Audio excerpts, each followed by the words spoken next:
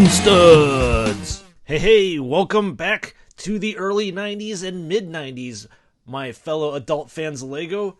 Sprues and Studs here to present you a most exciting build, which is the Seinfeld set.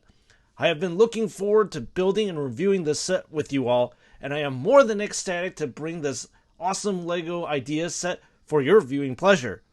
This set is such a throwback to must-see TV when NBC absolutely dominated the airwaves, and Seinfeld was the king of all sitcoms.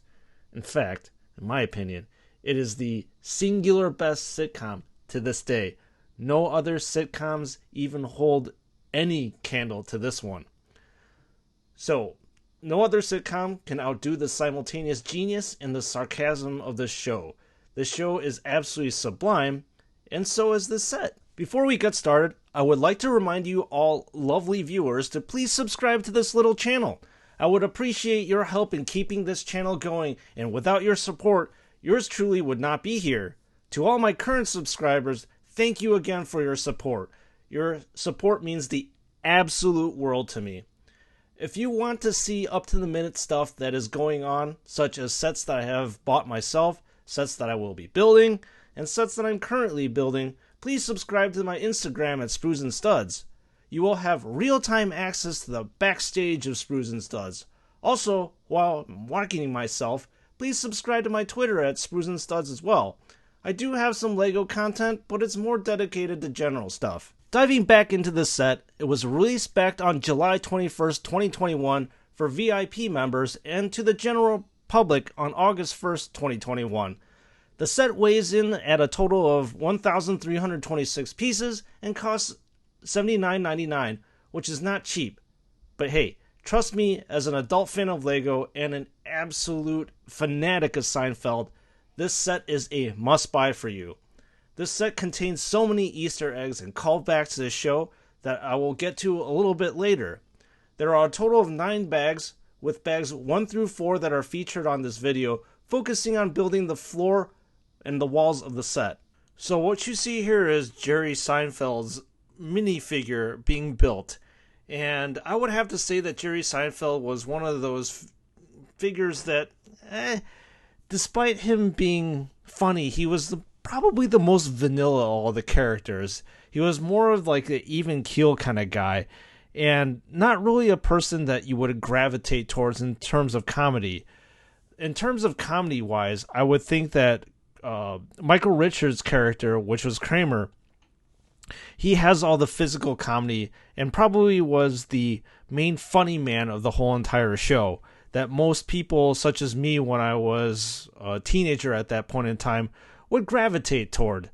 However, I really feel as if, like, for me, the true star of the show was George Costanza, and I think that most series regulars or people that have been watching documentaries know that George Costanza is completely based off of Larry David, which is one of the co-writers of Seinfeld and also, well, currently right now the star of his own show, Curb Your Enthusiasm. To me, George Costanza was the absolute rock star of the whole entire show. I don't know how Jason Alexander was able to portray this particular character so well, because you know that George Costanza was a complete asshole, and that he was able to balance this a-holiness with a particular vulnerability that no other character was able to achieve on this particular show. And I really believe, once you dig down into Seinfeld itself, that George is the standout character. You know that he's an asshole, but the things that he does, you feel sorry for him at the same time, as well as pity. And it takes a nuanced actor like Jason Alexander to completely pull this off. And I'll have to say, throughout the show, Jason Alexander, masterful artist, Juilliard trained in theatrics, he was able to nail down this character, which is, again, a mirror reflection of Larry David down to a pat.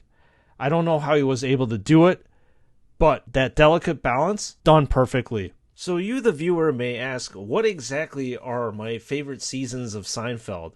And I would have to say it is the latter seasons that really attracted my attention and really made me crack up. So those are basically seasons 8 through 9. By that time, Larry David as the co-writer had left the show, and then basically leaving Jerry to write on his own. Well, that's not exactly the most accurate statement. He actually had a team of writers that were writing. However, Jerry was the main creator. Now, if you would ask me what are my favorite episodes, that's a little tough, but I'll begin with Season 9, Episode 1, The Butter Shave, then probably Season 9, Episode 4, The Blood, finally rounding out with Season 8, Episode 8, The Chicken Roaster. I mean, it's really hard to nail down all these things because I have so many favorite episodes in Seinfeld. It's really hard to choose. You may have noticed this video says Part 1. I decided to divide these larger sets into at least 2 parts because I don't believe that I, as a content creator, do not believe that I will do larger sets like this justice by further compressing the time lapse so much to the fact that you can't see the things that are going on. Another thing is that videos that go over 30 minutes is quite long. I mean, I'll be honest, even I get fatigued watching build videos that go over 30 minutes, which is why I decided to split this build into 2 videos. Please let me know in the comments section what you think about this decision. Your opinion as a viewer is important to me. Diving back into the build itself, I am sure that you have noticed that most of the first part of this set involves, well, building the set, which includes the floorboards as well as the walls.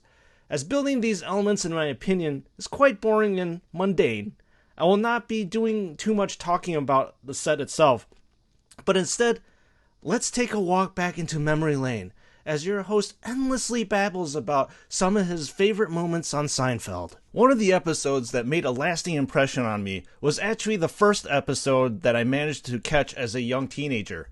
Sadly, I had missed most of the Seinfeld episodes growing up, but I made back lost time by endlessly watching reruns.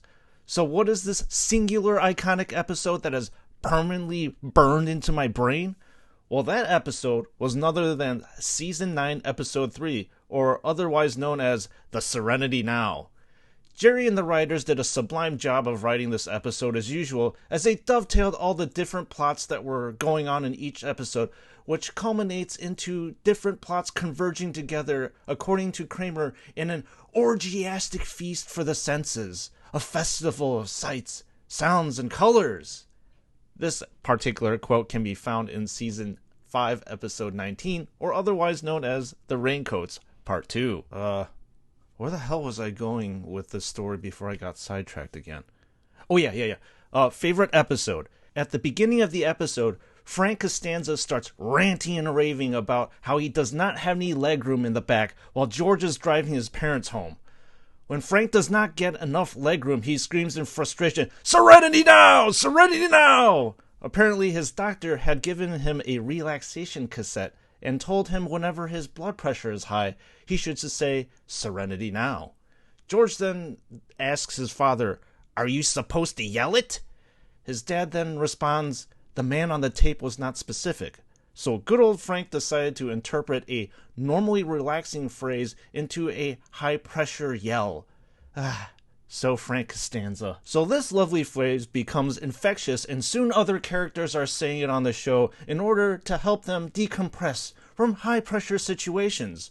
Through some random sequence of events, Kramer goes to Frank's house, where Kramer promised to help Frank fix the screen door. Unfortunately, instead of fixing the screen door, Kramer takes the whole thing off, goes back to his place, and installs the screen door right outside of his apartment door. From there, Anytown, USA was born. Kramer then decorates the hallway with a lawn chair, planter, wind chimes, and an American flag. The problem is with Anytown, USA, that all towns have naughty little kids, and those kids start harassing Kramer by playing baseball in front of his quote-unquote house. Later on in the episode, the kids come back and vandalize the screen door with either whipped cream or shaving cream, so Kramer gets this harebrained idea to use a hose in Jerry's apartment to spray the kids away with water. This is where you pause to think, why the hell would anybody have a garden hose in the middle of a New York City apartment? But hey, reality became distorted back in the beginning of season 8. So Kramer then hooks up the hose and then commands George, when I give you the signal, I want you to turn on the hose full blast. The signal word that Kramer then makes up is Hoochie Mama. Kramer then barricades himself behind Jerry's door and then yells to George, turn on the faucet, as he bursts forth from Jerry's apartment door, ready to ambush the kids. Unfortunately for Kramer, George is being distracted by a Jerry who has feelings and proclaims his everlasting man love to George. George, unaccustomed to any sort of feelings from Jerry, does not hear Kramer, and as Kramer goes in the hallway, he screams, Hoochie Mama! Hoochie Mama! But then is beaten down by a torrent of silly strings shot out from the kids. Moving further on the episode, it appears that Joey Zambino and the other neighborhood kids ambushed Kramer with a box of grade A's.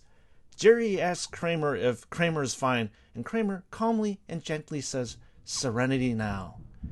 And he says to Jerry, the anger, it just melts right off. As Kramer is getting pissed at trying to open up a bag of potato chips that he's not able to open. One of the things that I want to do in part 1 and part 2 of this video is to give you some memorable Seinfeld quotes that I personally like. So let's get started, shall we? Actually, before we do that, I got something else to say. As I am soon going to be building Kramer's minifigure, I feel like I'm going to be busting out in some sort of tune or song that is my favorite of Kramer's. I'm so keen-o on beefarino, what a delicious cuisine-o, fit for king and queen-o. You know what? I'm just gonna say what you're thinking in your head, folks, after that little jingle right there. Just give me that Grammy. That is totally Grammy-worthy voiceover right there. I know you're not going to disagree. Please submit this video into the Grammy Academy or whatever the hell it goes to. Because, yeah, that jingle, primo right there. All right, time to focus back. Anyway, where was I? Oh, yeah. Let's now finish my masterful storytelling description of Season 9, Episode 3, The Serenity Now. There is also a character in this episode named Lloyd Braun. Lloyd was an arch rival of George Costanza because George was always compared to Lloyd by his mother. Long story short, George and Lloyd ends up working for Frank Costanza by selling his computers. Prior to this, George stores a ton of computers over in Kramer's apartment because George was lying to his father that he was selling all these computers. Pay attention, this info will become important in a minute. After a sales call, Lloyd then tells George that Serenity Now thing doesn't work. It just bottles up the anger and then lets you blow. And then says, Serenity Now, insanity later. What's a foreshadow of dark things to come. Disaster area. Anytown, USA has been completely trashed. There were eggs all over the wall. Planters were being broken and upturned. The whole area had been teepeed. And most sadly, the screen door had been vandalized and was only hanging on by a thread. In fact, Kramer was also hanging on by a thread too.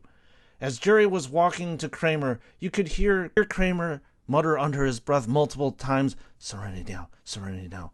After a brief exchange, Kramer opens up his tattered screen door and screams, Serenity now! And then proceeds to trash all the computers that George had been storing in Kramer's apartment. The scene then shifts back to Jerry's apartment where George is now ranting and raving about how Kramer busted all his computers. Kramer hysterically responds in almost a dead tone pan to George by saying, You listen to me. I owe you one. Which is hysterical because I think Kramer had actually destroyed thousands of dollars worth of computers.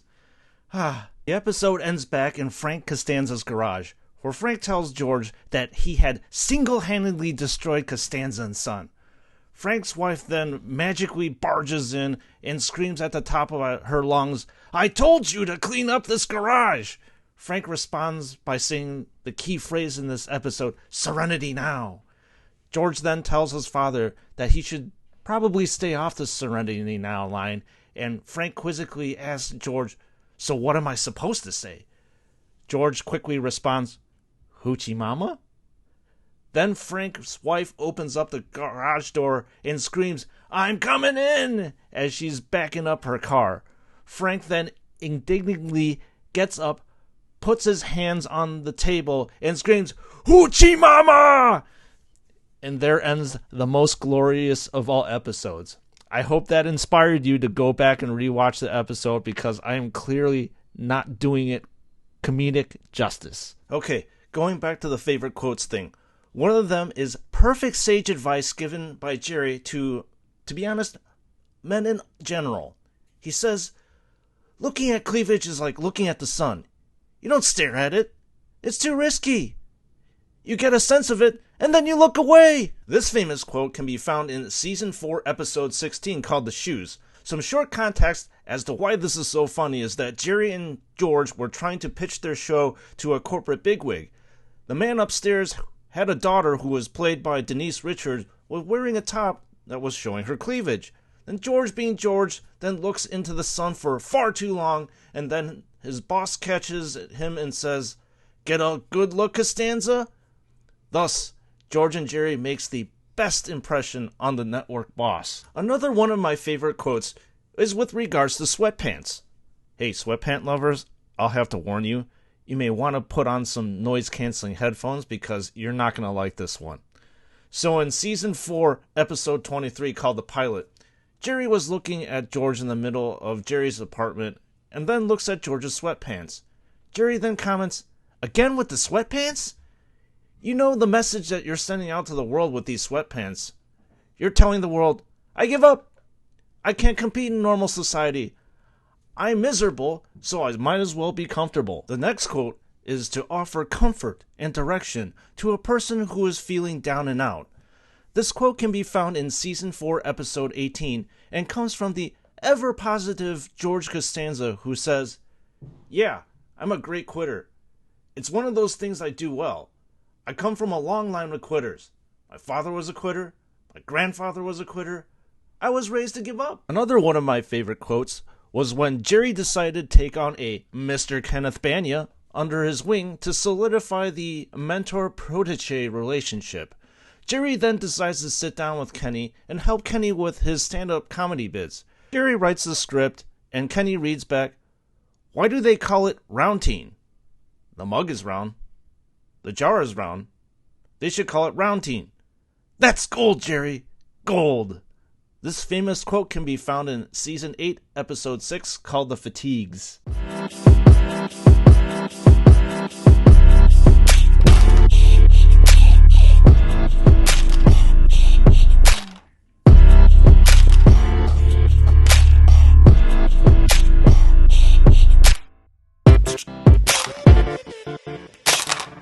What you are currently seeing built here is the Commando 8 air conditioner, which cranks out 12,000 BTUs that Kramer's friend hooked Jerry up with in Season 5, Episode 3, called The Glasses.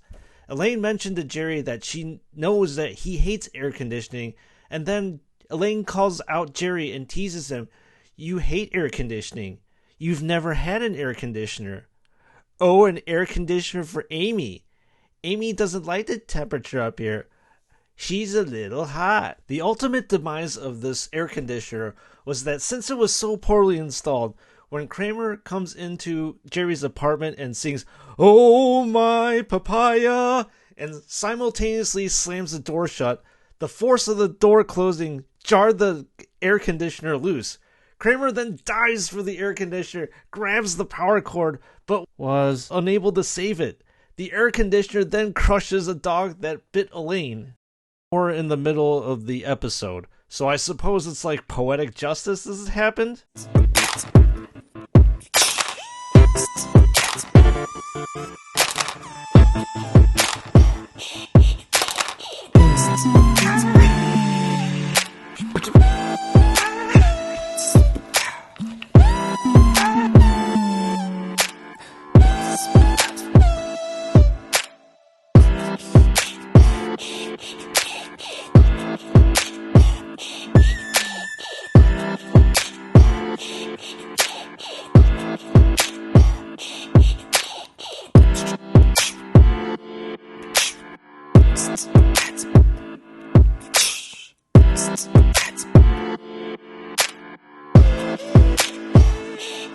God, I love all these Easter eggs that the designer of the model threw into the set.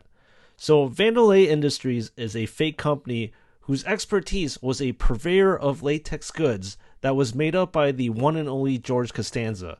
This company was first mentioned in Season 3, Episode 17, The Boyfriend Part 1. So what you see right here is the green bike that was hanging right outside of Jerry's bathroom.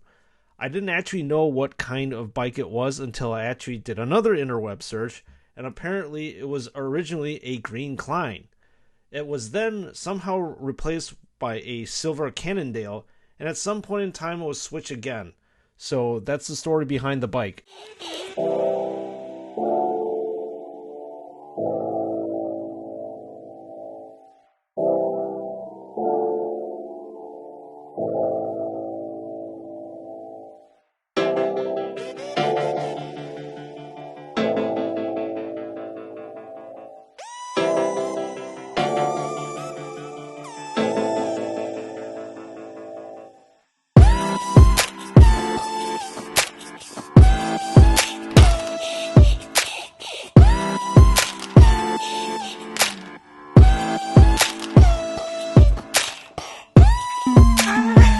In real life, Jerry Seinfeld is absolutely infatuated with Porsches.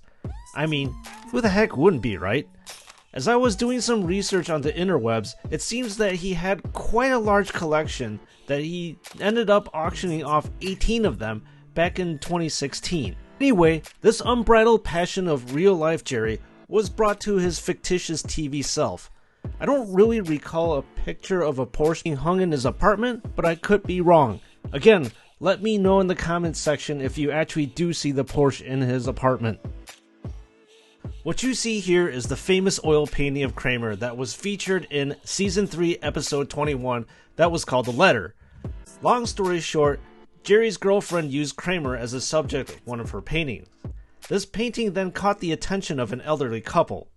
So while the elderly couple were scrutinizing the painting of Kramer, the lady says to her husband, "I sense a great vulnerability, a man-child crying out for love, an innocent orphan in the postmodern world." Then her husband responds and says, "I see a parasite, a sexually depraved miscreant who is seeking only to gratify his most basest and immediate urges." She responds to him and says, "His struggle is a man's struggle. He lifts my spirit." Her husband then retorts back, "He is a loathsome, offensive brute, yet I can't look away." And then she responds to him by saying, "He transcends time and space." The husband says, "He sickens me." And then the final words that she says is, "I love it." And the husband agreed and says, "Me too." I'm not exactly sure what the painting that you see here refers to. I know. What kind of Seinfeld buff am I when I actually admit that I might not know anything? But anyways, leave a comment in the comments section below to let me know. Thanks. And there we have it, my fellow Seinfeld lovers. Part 1 of the video is now done. And thank you for your support by making it to the end of the video.